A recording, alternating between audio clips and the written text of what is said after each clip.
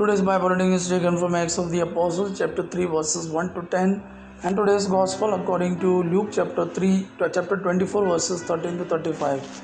Acts of the Apostles, chapter 3, verses 1 to 10.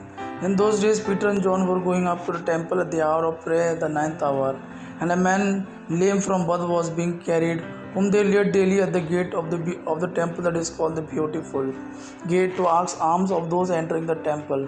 Seeing Peter and John about to go into the temple, he asked to receive alms.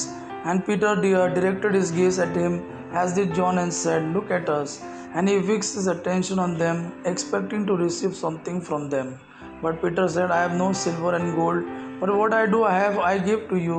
In the name of Jesus Christ of Nazareth, rise up and walk."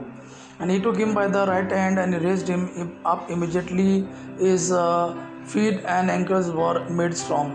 And leaping up, he stood and began to walk, and entered the temple with them, walking and leaping and praising God. And all the people saw him walking and praising God, and recognized him as the one who sat at the beautiful gate of the temple asking for alms. And they were filled with wonder and amazement at what had happened to him. Today's Gospel according to Luke chapter 24, verses 13 to 35. That very day, the first day of the week, two of the disciples of Jesus were going to a village named Emmaus, about 7 miles from Jerusalem, and they were talking with each other about all these things that had happened. While they were discussing together, Jesus himself drew near and went with them, but their eyes were kept from recognizing him. And he said to them, "What is this conversation that you are holding with each other as you walk?" And they stood still, looking sad. Then one of them, named Cleopas, answered him, "Are you the only visitor to Jerusalem who does not know the things that have happened there in these days?" And he said to them, "What things?"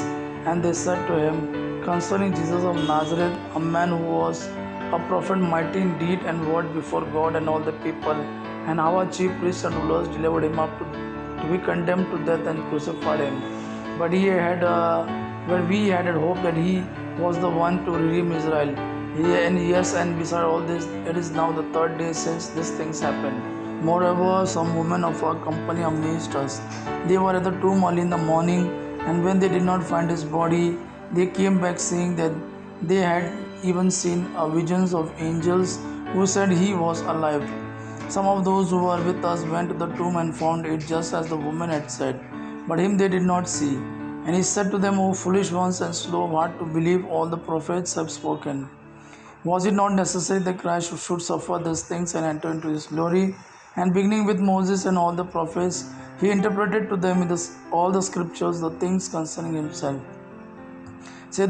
So they drew near to the village to which they were going. He acted as if he were going further, but they urged him strongly, saying, "Stay with us, for it is towards evening, and the day is now far spent."